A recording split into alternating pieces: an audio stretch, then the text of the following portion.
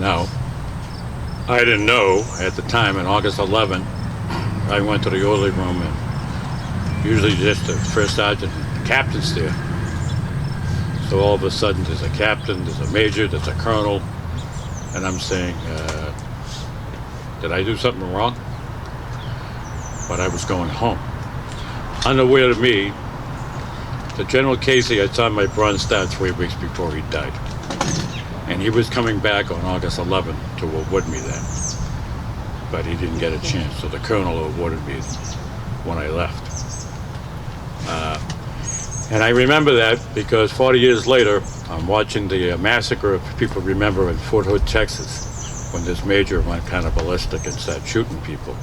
Well, there was a memorial, and the lieutenant general that was doing the remembrance in Fort Hood, Texas, was General George W. Casey Jr., the son of the father that I served under. And with the help of John Kerry and Michael Capuano, I got his cell phone number. And all I know is John told me, he says, Tommy, you're lucky you still have a clearance. Because you're lucky the FBI wasn't knocking on your door. So we became friends. And he actually grew up in Austin, Brighton, and his wife Sheila grew up in Dorchester. So we had talked during the holidays for the last 10 or 15 years. He actually became the 36th Chief of Staff under President Obama, the highest ranking 4-star general. And we had remained friends. I was on to walk on Fenway Park in 2017 in July. So we stood in a row going into the Hard Rock Cafe, and the general was giving out one of the pins. One of the pins that I wear is the 50-year Vietnam pin. So he was giving the pins in a medal, whatever it is. So all of a sudden, no, Tom, I'm not giving it to you. I'm putting it on you. So I could hear these guys, who the heck is he? Right.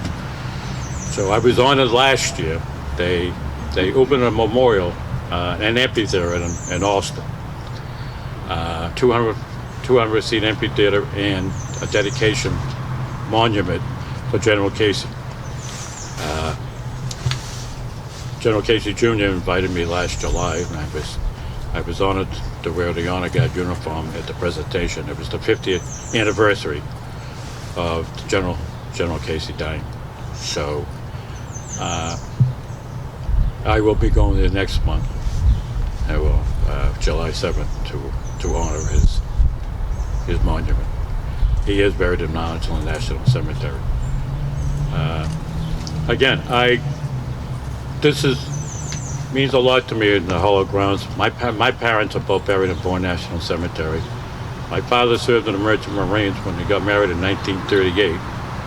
And he served from 1938 to 1945 as a captain of oil tanker in the Atlantic and the Pacific. And he never came home until 1945 when the war was over. My older brother was born in 49, and my brother and I were born. My older brother was 46, and I was born in 49. But there's not a day. My father at the time was, Merchant Marines were veterans.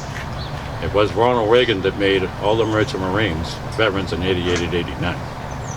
But I remember my father was like a kid in a candy store when they made him a veteran. He certainly deserved it. But again, all you people here, the veterans that are here, the fire department, I thank you for this presentation. I'm honored to be a veteran in this town and for the United States of America.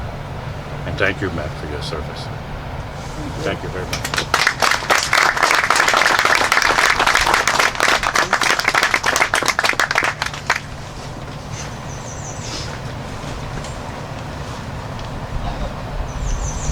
So today we gather at cemeteries, monuments, parks all over the country, in cities big and small. We watch virtual ceremonies on television. We do these things to honor the loyalty and bravery of our fallen in this noble calling, military service. While this day is typically spent recalling the valor of men and women who died in combat, we must never forget those quiet professionals who answered that noble calling to serve the people of the United States during peacetime as well. The history of our nation and those who serve can be summed up in a short and simple yet fitting phrase. They are ordinary people who, by virtue of their service and sacrifices, are extraordinary. It is our responsibility as citizens to remember the nation's brave fallen men and women, and to never forget them who know all too much the cost of our freedom, for their service to this country is the greatest gift of all. Therefore, we do the street memorials, the dedications. So today, I am very happy to announce that the city of Somerville will become, if not the first in the Commonwealth, to honor living veterans with street dedications and corners. This idea came directly from conversations with you guys, our veterans, over the past year during the pandemic. I know this will directly impact you and the community in a positive way. In the past, especially this past weekend, we did 3 different street dedications. And so often we hear, I wish my dad was here to see this. I wish my mom, my grandfather was alive to see this. In the past, we have only commemorated the lives of our fallen heroes, and too often during the living ceremonies. While this has been a noble tradition for many years, it is time we recognize the heroes currently living in our community and celebrate them now while they are alive. With this announcement, we will reform our commission on monuments, memorials, and dedications. And starting on July 1, you can submit applications to our office. The commission will review all documents submitted in order to determine eligibility. So please, if you have any veterans in your family, friends that you feel like should be recognized not only for their service to their country and in the military, but in their community here in Somerville, don't hesitate to reach out to us. So at this time, I would invite Mayor Curratone and City Councilor McLaughlin to place the wreath at the monument out front.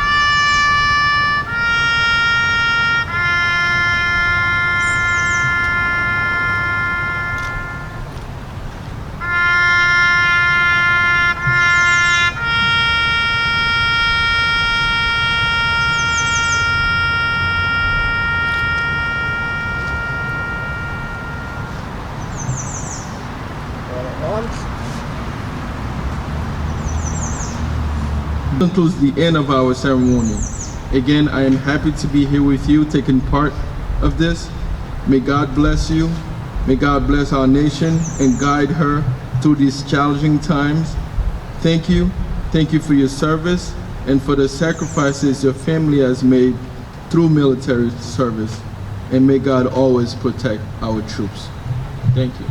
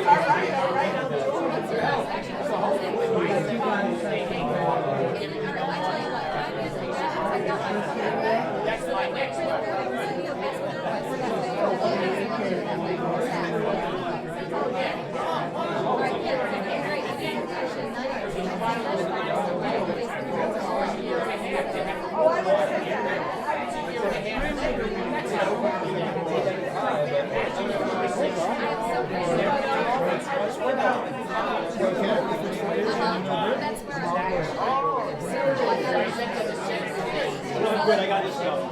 Say you already. Switch. Try to switch to stuff too. I got this at the Mauer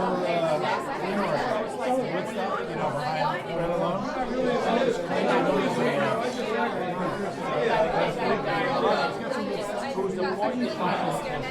Check her out.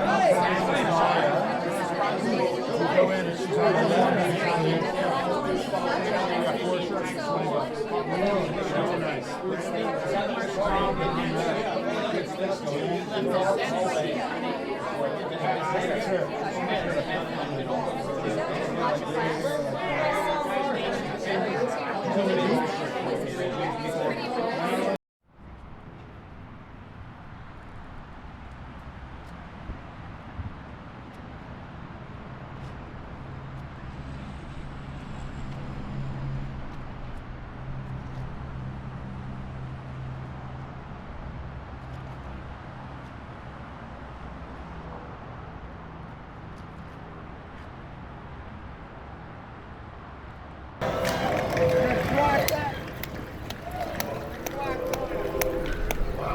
How about the Air Force? Anybody? Former,